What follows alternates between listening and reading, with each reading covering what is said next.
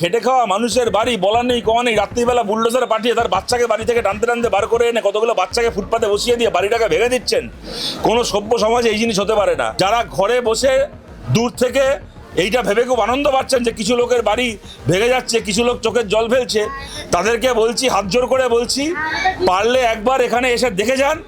এখানে যে মানুষগুলোর ওপরে এই অত্যাচার হচ্ছে তারা কি আপনার শত্রু?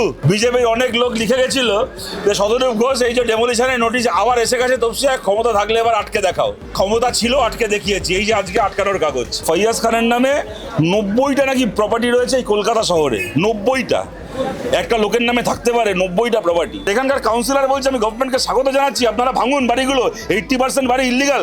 আরে ভাই, তোর একটা বাড়ি ভাঙলে তুই আরেকটায় চলে যাবি, আরেকটা ভাঙলে আরেকটায় চলে, তোর 90টা বাড়ি আছে, এখানে এই মানুষগুলোর কি আছে? গভর্নমেন্ট আসার পরে এই কর্পোরেশন তপসিয়াতে এসে রাত্রির বেলা একটা বিল্ডিং ভেঙেছিল কোনো নোটিশ ছাড়া, মানুষকে রাস্তায় বার করে দিয়ে। তার পরের দিন সেটাকে নিয়ে মামলা হয়েছিল। বিকাশ ভট্টাচার্য, অ্যাডভোকেট বিকাশ ভট্টাচার্য কলকাতায় আমাদের মেয়র ছিলেন বামফ্রন্টের, আমাদের পার্টির নেতা, লড়াই করে স্টে অর্ডার এনেছিলেন। তার দু এক দিনের মধ্যে সেই স্টে অর্ডারের কপি নিয়ে বিকেলবেলা আমরাই তপসিয়ায় এসেছিলাম, মানুষ দুহাত ভরে আশীর্বাদ করেছিলেন। তার 2-3 দিনের মধ্যে তপসিয়াতে আরও কতগুলো বিল্ডিংয়ে এই কর্পোরেশনের পক্ষ থেকে, তৃণমূল কংগ্রেসের নামেই কর্পোরেশন কিন্তু বিজেপির কথা এখন চলছে, তারা এসে এখানে ডেমোলিশনের নোটিশ দিয়ে যায়।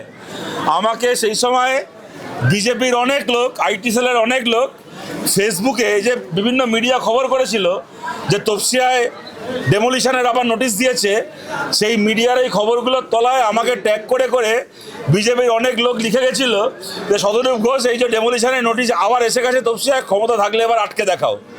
তাদেরকে বলছি ক্ষমতা ছিল, আটকে দেখিয়েছি, এই যে আজকে আটকানোর কাগজ। ক্ষমতা চ্যালেঞ্জ করেছিল, বেশি ক্ষমতা দেখতে চেয়েছিল, আটকে দেখিয়েছি। ফিরদৌস শামীম এখানে আছেন, গোপা আছেন, বিকাশ দা আজকে আদালতে লড়াই করেছেন। তারা সবাই মিলে তপসিয়ার মানুষের জন্য 1 পয়সা না নিয়ে বিনা পয়সায় মামলা লড়ে, বিকাশ ভট্টাচার্য, ফিরদৌস শামীম, গোপারা, এই এখানে আফরিন আছে তপসিয়ার মেয়ে, ও লড়াই করেছে কোর্টে, সবাই মিলে এইটা নিয়ে এসছেন। আরও 1 মাসের জন্য স্টে অর্ডার। কিন্তু কথাটা আমরা এই কারণে বলছি না যে আমরা কোনো দেশের আইনের বাইরে গিয়ে কোনো অন্যায় কাজকে আমরা সমর্থন করতে চাই। আমাদের খালি একটাই কথা, এখানে যে মানুষেরা আছেন যারা ঘরে বসে দূর থেকে এইটা ভেবে খুব আনন্দ পাচ্ছেন যে কিছু লোকের বাড়ি ভেঙে যাচ্ছে, কিছু লোক চোখের জল ফেলছে, তাদেরকে বলছি, হাত জোর করে বলছি, পারলে একবার এখানে এসে দেখে যান। এখানে যে মানুষগুলোর ওপরে এই অত্যাচার হচ্ছে তারা কি আপনার শত্রু? আপনার কি এদের ওপর রাগ ছিল? রাগ তো তৃণমূলের চোরগুলোর ওপর ছিল। তৃণমূলের চোরগুলোর ওপর রাগ আছে, সেই রাগ এই খেটে খাওয়া মানুষগুলোর ওপর দিয়ে সেই ঝালটা কেন মেটাবো আমরা?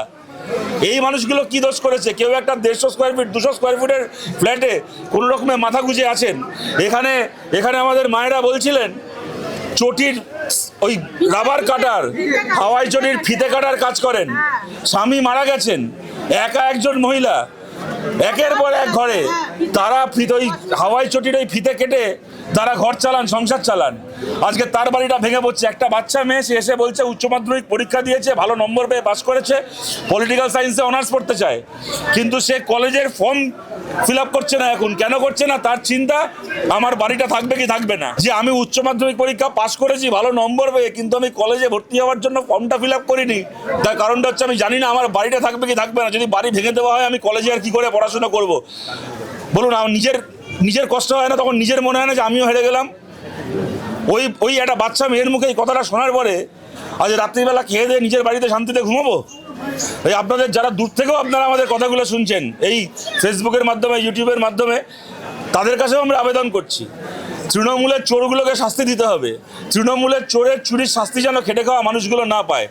আমরা আবেদন করছি এই তপসিয়াতে 4টে জায়গা, আমি এখন এখানে নাম করে বলতে পারি, এরকম একাধিক জায়গা রয়েছে যেখানে ইল্লিগাল পার্কিং চলছে সরকারি জমিতে, নেতারা টাকা খাচ্ছে।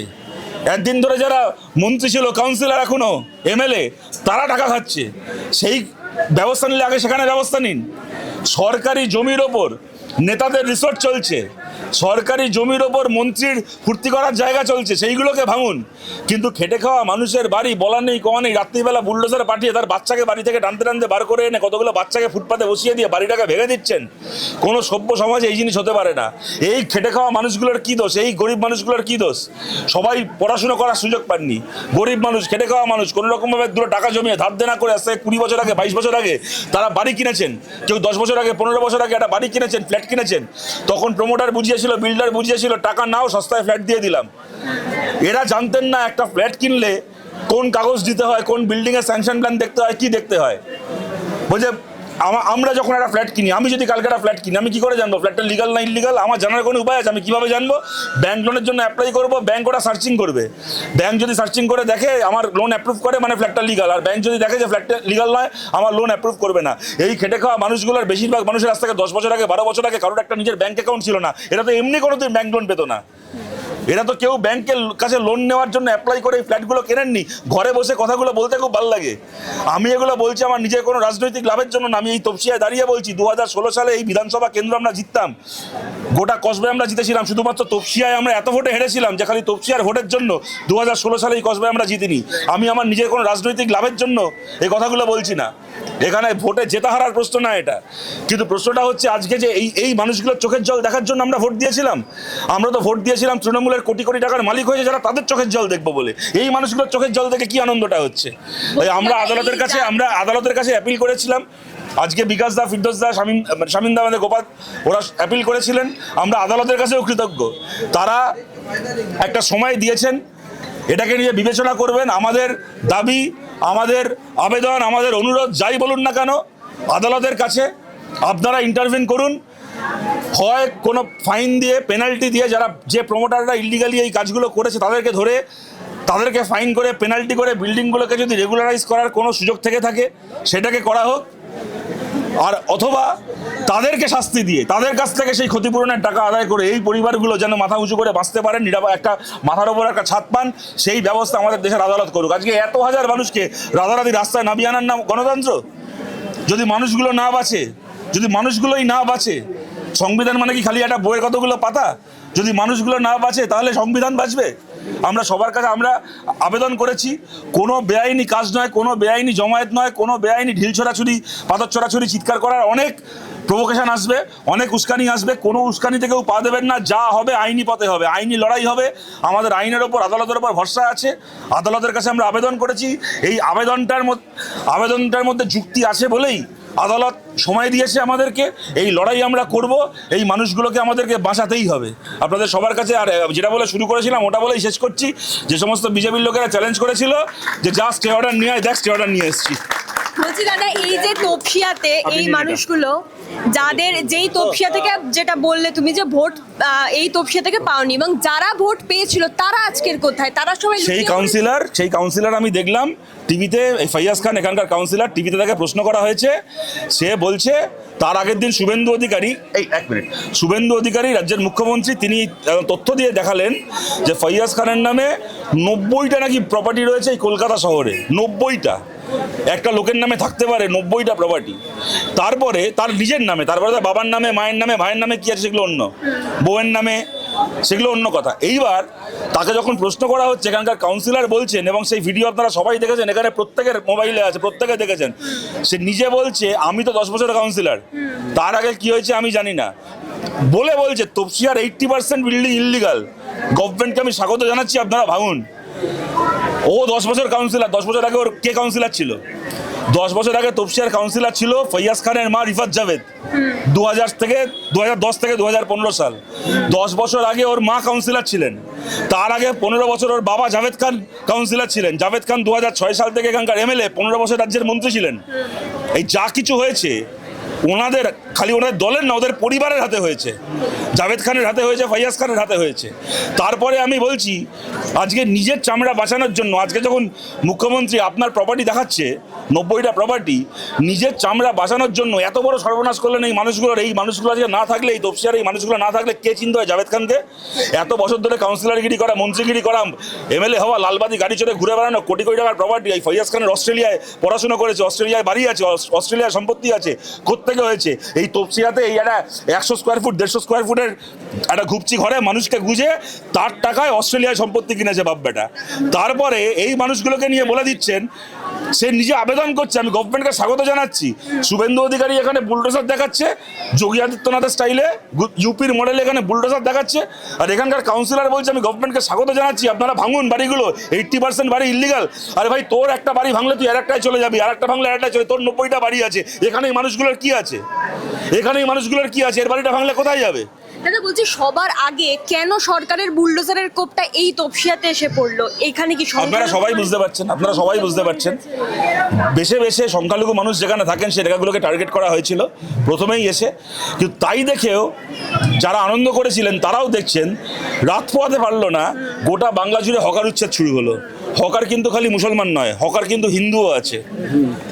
যে একটার পর একটা উদ্বাস্তু অঞ্চলে বিজেপি এবার ভোটে জিতেছে, রাজবংশী অঞ্চলে বিজেপি এবার ভোটে জিতেছে, সেই সমস্ত উদ্বাস্তু অঞ্চলে রাজবংশী অঞ্চলে কিন্তু অবাধে হকার উচ্ছেদ চলছে। সুতরাং আমরা এটাই বরাবর বলেছি, কেউ ভাগ করবে হিন্দুতে মুসলমানে, আমরা ভাগ চিনি খেটে খাওয়া আর লুটে খাওয়া। খেটে খাওয়া মানুষের উপর দিয়ে বুলডোজার চলছে, আর লুটে খাওয়া মানুষেরা পায়ের ওপর পা দুলিয়ে আনন্দ দিচ্ছে, ফুর্তি দেখছে। আজকে কত লোক কত সহজে বলে দিচ্ছে হ্যাঁ স্টেশন খালি হবে, হকার তুলুক। আরে হকার মানে যে মানুষটা যে হকারি করে খাচ্ছে না, এটা শিয়ালদা স্টেশনে হাওড়া স্টেশনে চুরি করছে না, ডাকাতি করছে না, পরিশ্রম করে খাচ্ছে, তার পরিশ্রমের ভাতটা মারছেন আজকে। তারপরে আবার খালি এই যে মানুষগুলো ব্যবসা করছেন তাদের প্রশ্ন না, আজকে মনে করুন শিয়ালদা স্টেশন বলুন, হাওড়া স্টেশন, হাবড়া, বনগাঁ, আপনি কোচবিহার বলুন, পুরুলিয়া বলুন, স্টেশনে তো খালি হকাররা জিনিসপত্র বেচেন তাই নয়, সেই জিনিস কেনে কারা? সাধারণ মানুষ, গরিব মানুষ, খেটে খাওয়া মানুষ। আজকে মনে করুন আমি ডেলি প্যাসেঞ্জার, শিয়ালদা স্টেশন থেকে ট্রেন ধরে আমি যাতায়াত করি, আমরা চা খাই হকারের কাছ থেকে 5 টাকায়, কালকে সে হকারের স্টলটা থাকবে না মানে কি পাশে আমাকে 20 টাকা দিয়ে নেসক্যাফের মেশিন থেকে আমাকে 20 টাকা চা খেতে হবে।